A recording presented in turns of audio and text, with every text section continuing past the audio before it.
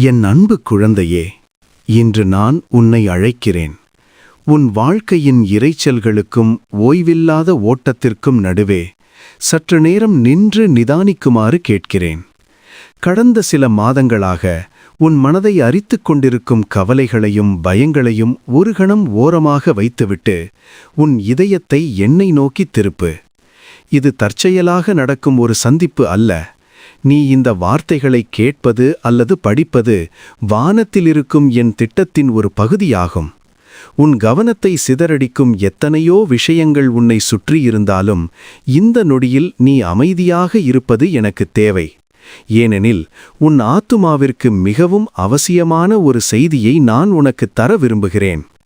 நீ எதை தேடி ஓடிக்கொண்டிருக்கிறாயோ அது வெளியில் இல்லை, அது உனக்குள்ளேயே என் அன்பின் வடிவில் இருக்கிறது என்பதை நீ உணர வேண்டும். உன் பாரங்களை இறக்கி வைத்துவிட்டு நான் சொல்லப்போகும் இந்த உண்மையை உன் முழு மனதுடன் ஏற்றுக்கொள். நீ நீண்ட நாட்களாக உன்னிடம் இல்லாதவைகளைப் பற்றியே யோசித்துக் கொண்டிருக்கிறாய்.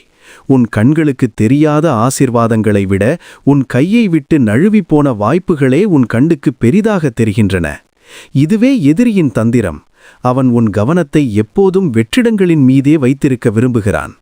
ஆனால் நான் உனக்குச் சொல்கிறேன், உன்னை சுற்றிலும் நான் வைத்திருக்கும் ஆசிர்வாதங்கள் எண்ணிலடங்காதவை. நீ இழந்துவிட்டதாக நினைக்கும் ஒவ்வொன்றும் வேறொரு வடிவில் உனக்கு கிடைத்து கொண்டுதான் இருக்கிறது.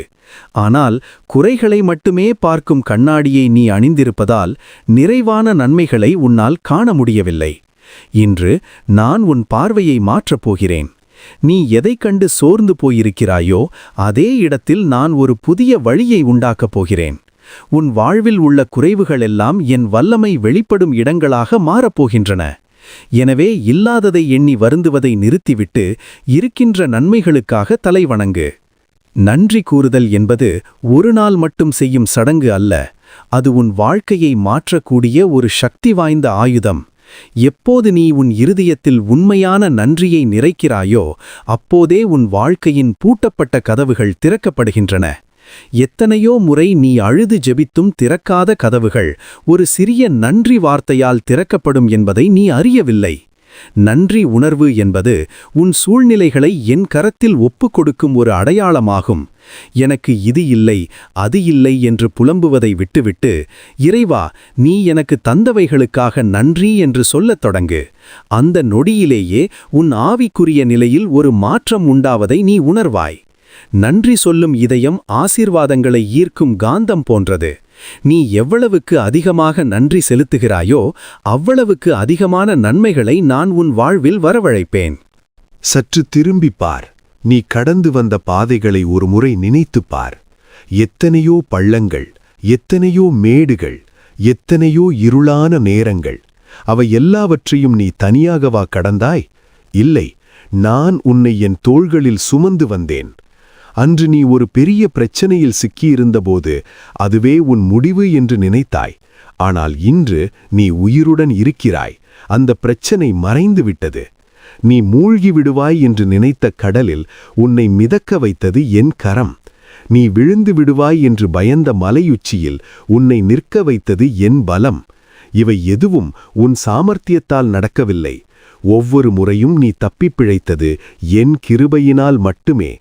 உன் கடந்த கால வெற்றிகள் எதிர்காலத்திலும் நான் உன்னை கைவிட மாட்டேன் என்பதற்கான சாட்சிகள். எனவே பயப்படாதே.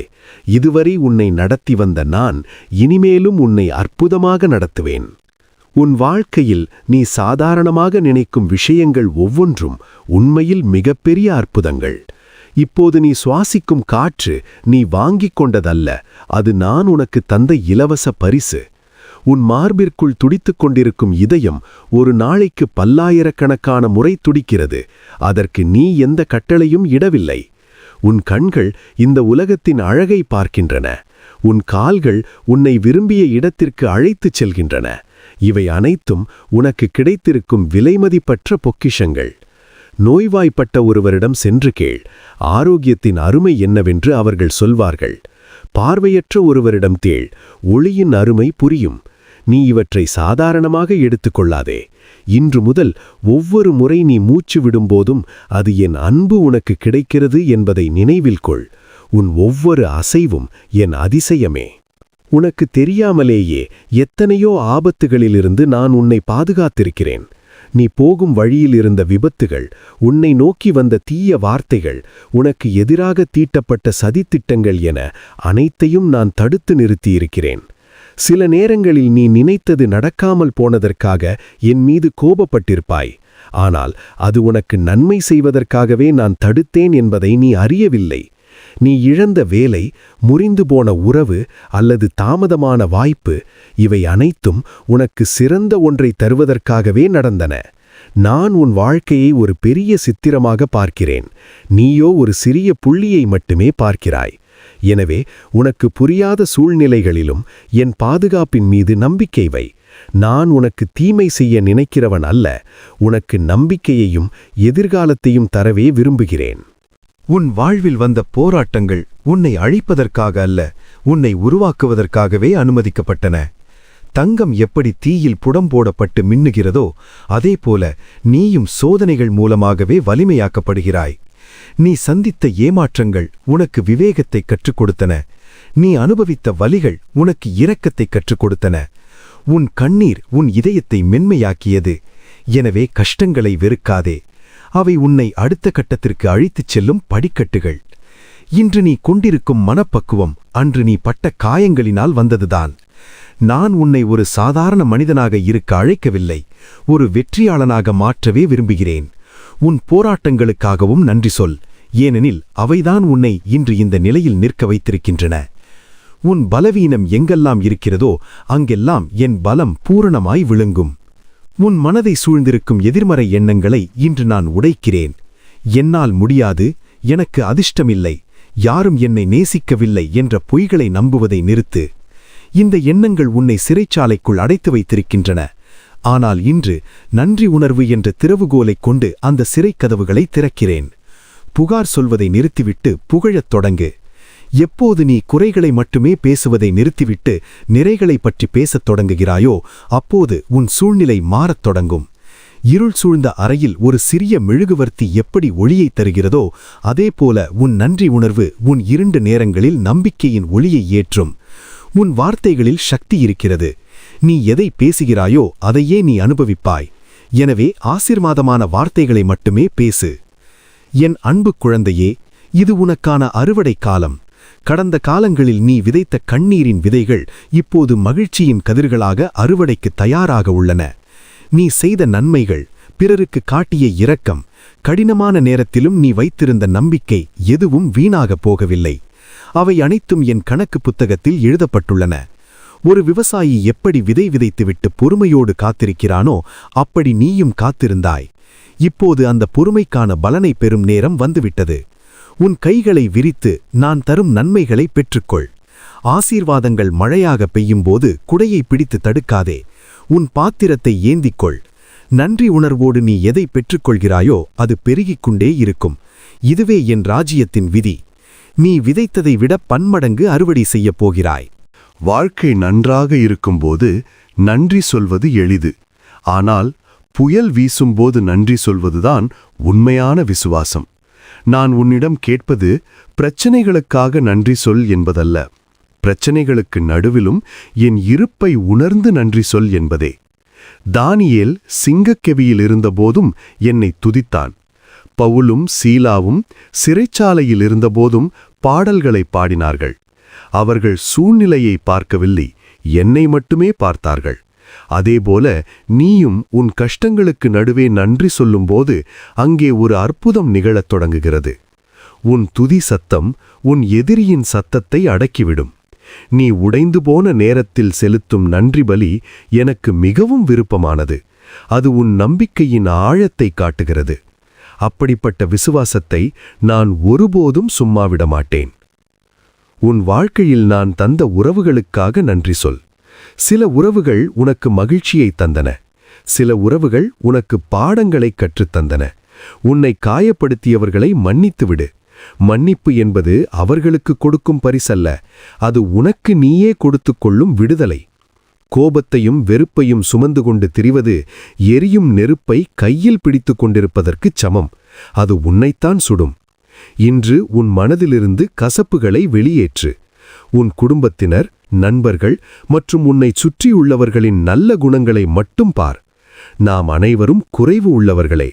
நான் எப்படி உன் குறைகளை மன்னித்து ஏற்றுக்கொண்டேனோ அதேபோல நீயும் பிறரை ஏற்றுக்கொள். ஒற்றுமையிலும் அன்பிலும் தான் என் ஆசீர்வாதம் தங்கியிருக்கிறது. நன்றி உணர்வுள்ள இதயம் உடைந்த உறவுகளையும் ஒட்ட வைக்கும் சக்தி வாய்ந்தது. தினமும் உன் தட்டிலிருக்கும் உணவு சாதாரணமானதல்ல.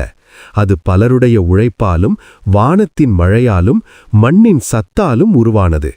ஆனால் அதற்கு பின்னணியில் இருப்பது என் அன்பே. இன்று உலகில் எத்தனையோ பேர் ஒருவேளை உணவிற்காக ஏங்குகிறார்கள். ஆனால் நான் உன்னை ஒருபோதும் பசியோடு இருக்க விடவில்லை. உன் தேவைகள் அனைத்தையும் நான் சந்தித்து வருகிறேன். உன் மேஜையில் இருக்கும் உணவு என் பரிவுக்கான அடையாளம்.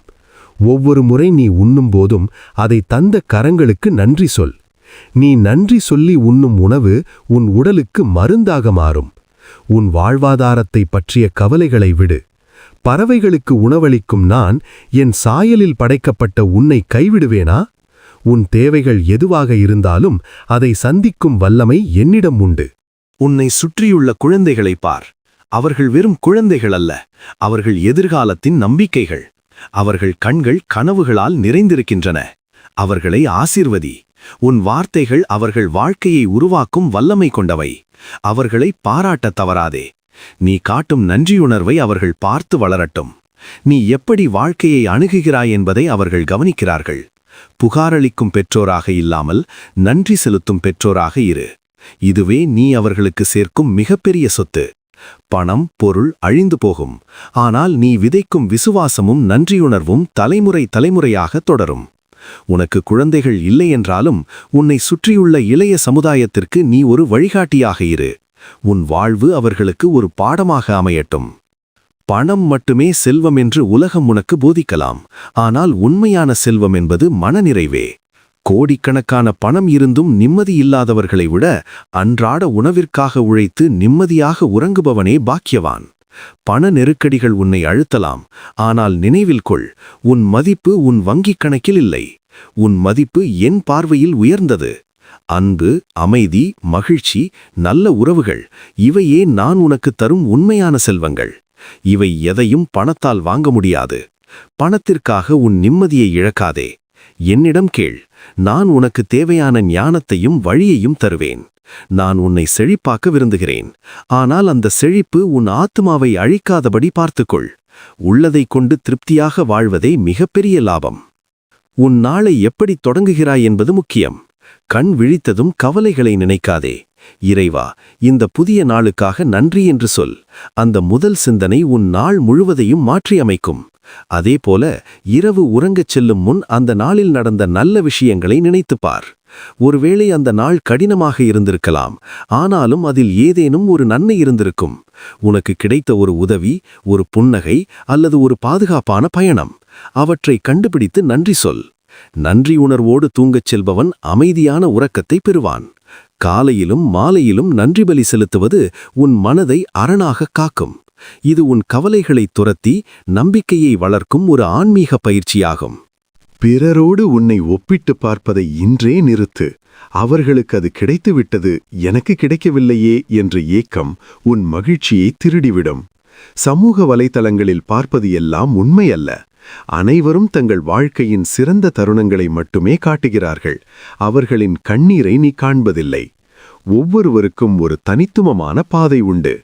உனக்கென்று நான் வைத்திருக்கும் திட்டம் வேறு, அவர்களுக்கான திட்டம் வேறு. உன் ஆசீர்வாதம் தாமதமாகலாம், ஆனால் அது நிச்சயமாக வரும். அடுத்தவர் தோட்டத்தில் பூத்திருக்கும் பூவை பார்த்து ஏங்குவதை விட உன் தோட்டத்தில் இருக்கும் செடிக்கு தண்ணீர் ஊற்று. ஒப்பிடுதல் பொறாமையை வளர்க்கும், ஆனால் நன்றி உணர்வு திருப்தியை வளர்க்கும். உனக்கு நான் கொடுத்திருக்கும் தனித்துவமான திறமைகளையும் ஆசீர்வாதங்களையும் எண்ணிப்பார். நீ யாரைப் போலவும் இருக்க வேண்டிய அவசியமில்லை. நீ நீயாகவே இருப்பதுதான் அழகு. உன் நாவிற்கு வாழ்வையும் மரணத்தையும் உண்டாக்கும் அதிகாரம் உண்டு. நீ பேசும் வார்த்தைகள் காற்றில் கரைந்து போவதில்லை. அவை உன் எதிர்காலத்தை உருவாக்குகின்றன. எப்போதும் குறை சொல்லிக் கொண்டே இருந்தால் நீ குறைகளை மட்டுமே ஈர்ப்பாய். ஆனால் நன்றி சொல்லச் சொல்ல நன்மைகள் பெருகும். உன் குடும்பத்தினரிடம் அன்பாக பேசு. அவர்கள் செய்த சிறு உதவிகளுக்கும் வாய்விட்டு நன்றி சொல். நன்றி என்ற வார்த்தை மந்திர சக்தி வாய்ந்தது. அது கேட்பவர் மனதை மட்டுமல்ல, சொல்பவர் மனதையும் மகிழ்விக்கும். சூழ்நிலை எதுவாக இருந்தாலும் எல்லாம் நன்மைக்கே என்று அறிக்கை செய். நீ எதை நம்பி பேசுகிறாயோ அதுவே உன் வாழ்க்கையில் நடக்கும். எனவே உன் நாவை புகழ்ச்சியின் கருவியாக மாற்று, புலம்பலின் கருவியாக அல்ல. இப்போது நான் உன்னை ஆசீர்வதிக்கிறேன். உன் கண்கள் திறக்கப்படுவதாக. என் நன்மைகளை நீ காண்பாயாக. உன் இதயம் அமைதியால் நிரப்பப்படுவதாக. கடந்த கால கசப்புகள் மறைந்து ஒரு புதிய மகிழ்ச்சி உனக்குள் ஊற்றப்படுவதாக. நீ தொடுவதெல்லாம் துலங்கெட்டும். உன் குடும்பம் சமாதானத்தின் உறைவிடமாக மாறட்டும். இதுவரை இருந்த தடைகள் உடைக்கப்பட்டு ஒரு புதிய பாதை உனக்காக திறக்கப்படுவதாக. நீ ஆசீர்வதிக்கப்பட்டவன், ஆசீர்வதிக்கப்பட்டவள். இந்த நன்றி உணர்வு என்னும் ஜோதி உன் உள்ளத்தில் அணையாமல் எரியட்டும். நீ செல்லும் இடமெல்லாம் இந்த ஒளியை பரப்பு. பயப்படாதே, நான் எப்போதும் உன்னுடனே இருக்கிறேன். உலகின் முடிவு பரியந்தம் உன்னை நடத்துவேன். எழுந்து ஒளி வீசு. இது உனக்கான நேரம். என் அன்பும் அருளும் என்றும் உன்னோடு இருக்கும். நீயே நிரந்தரம், இயேசுவே என் வாழ்